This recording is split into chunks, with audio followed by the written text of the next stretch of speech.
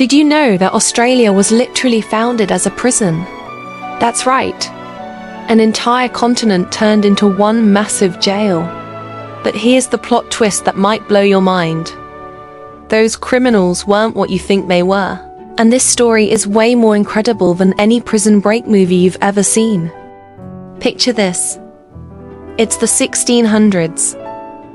And Dutch sailors are trying to get rich in Indonesia. But some of them, they get completely lost and accidentally bump into this massive land down under. The Dutch explorers are like, hey, we just found a whole new continent. They even name it New Holland and map the entire thing by 1648. You'd think they'd claim it, right? Wrong! The Dutch take one look at Australia and basically go, nah, it's just a bunch of desert. No gold, no spices, no thanks. And they just walk away from an entire continent. Meanwhile, Britain and France are watching this unfold like, are you serious right now? But here's where it gets interesting.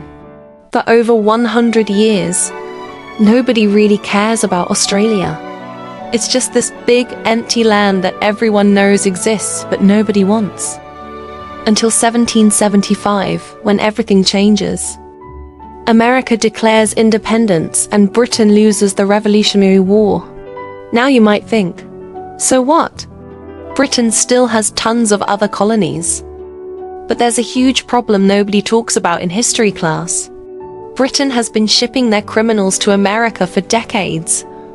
About 50,000 prisoners. Thieves, pickpockets, people who stole bread because they were starving. These weren't hardcore criminals. They were mostly just desperate people trying to survive. But now America is like, we're independent. Stop dumping your prisoners here. So Britain has a massive crisis. Their jails are overflowing. Crime is exploding because of the Industrial Revolution. And they literally have nowhere to put all these people. Then some genius in London looks at a map and goes, wait a minute. What about that big empty continent we know about? Australia. And that's how Australia became Plan B for Britain's prison problem. January 26, 1788. This date changes everything. The first fleet arrives in what's now Sydney with about 1,400 people. But get this, only 750 of them are actually prisoners. The rest are guards, sailors, and their families.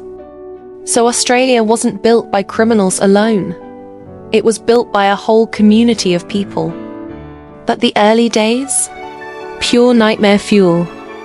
These city folks from London slums have no idea how to survive in the wilderness.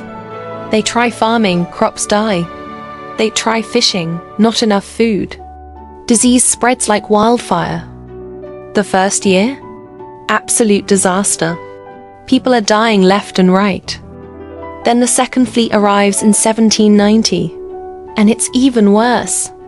A quarter of the prisoners die during the voyage, and half of the survivors die after landing.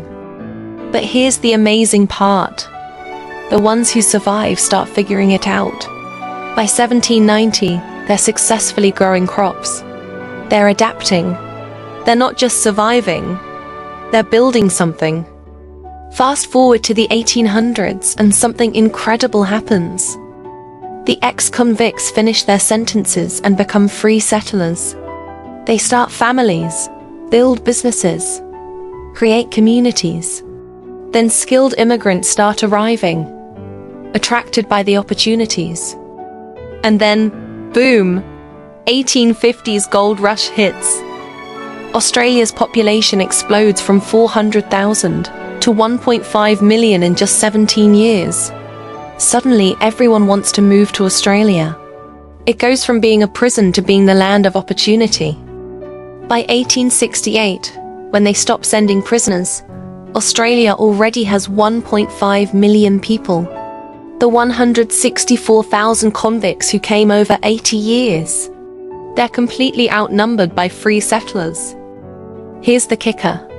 By 1900, Australia has nearly 4 million people, and the descendants of convicts are just a small part of the population.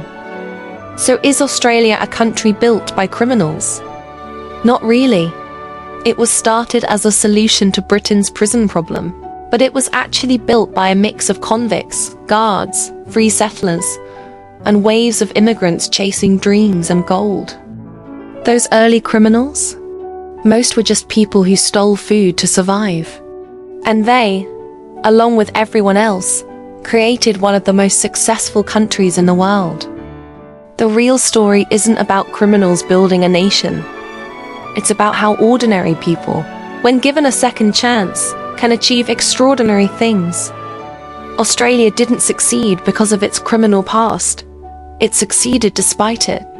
And that's way more inspiring than any prison story, don't you think? What surprised you most about Australia's real origin story? Let me know in the comments below.